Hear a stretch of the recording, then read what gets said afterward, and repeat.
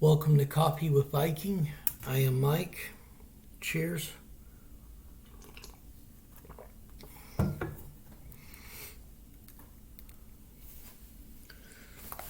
Jeremiah, watching the lights go out in Jerusalem. Jeremiah not only predicts what is perhaps the worst disaster in Jewish history on a scale with the Holocaust, he lives to see it and to curse the day he was born.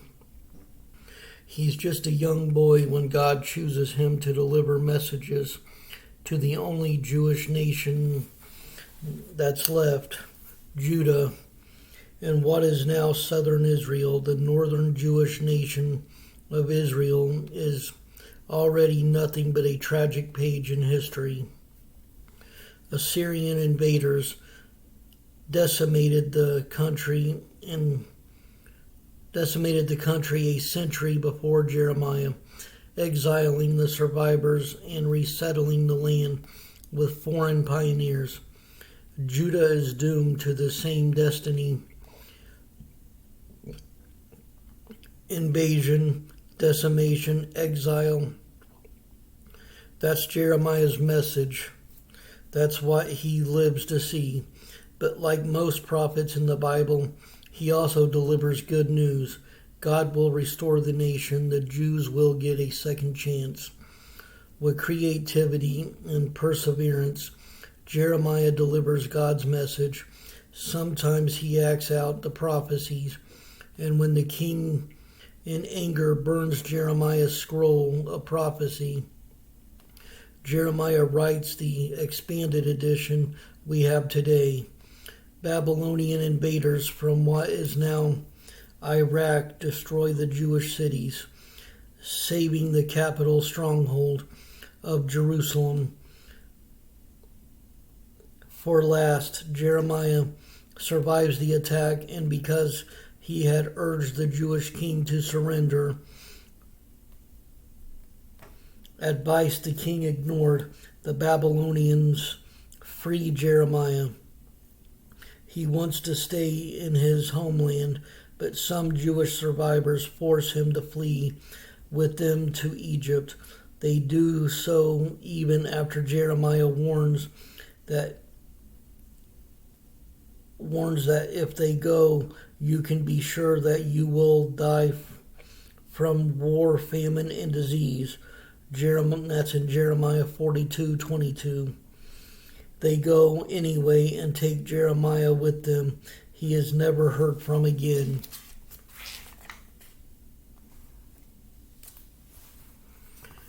The main point of the book of Jeremiah: God will punish the Jewish people for their long history of sinning. He will allow invaders to overrun the country and exile the Jews from their homeland. But in 70 years he will bring the Jews home and give them a fresh start. The writer, as Jeremiah dictated all the prophecies that the Lord had given him, Baruch wrote them on a scroll. Baruch was Jeremiah's assistant. Stories accompanying the prophecies may have been added by Baruch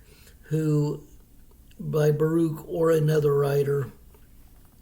The date that these were written: Jeremiah's ministry spans about 40 years, from 627 to 586 BC. That's from the 13th year of the reign of Josiah until the 11th year of the reign of King Zedekiah. In August of that 11th year, the people of Jerusalem were taken away as captives. In the location where this was written, Jeremiah delivers his prophecies in Jerusalem, capital of the southern Jewish nation of Judah. And on a side note here, getting it in writing, sitting comfortably on display in the Louvre Museum of Paris, if I said that correctly, is this statue of an ancient Middle Eastern scribe, a professional writer who hired out his skills in literacy. Jeremiah dictated his provises to just such a writer, a man named Baruch. There's the picture that they show.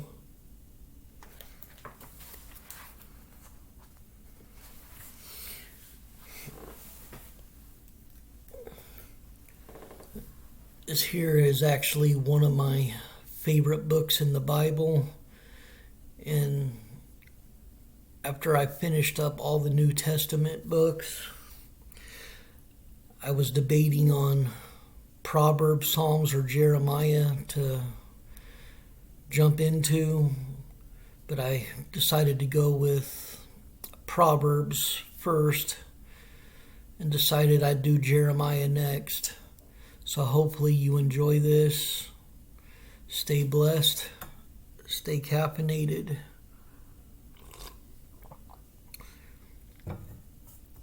Much love.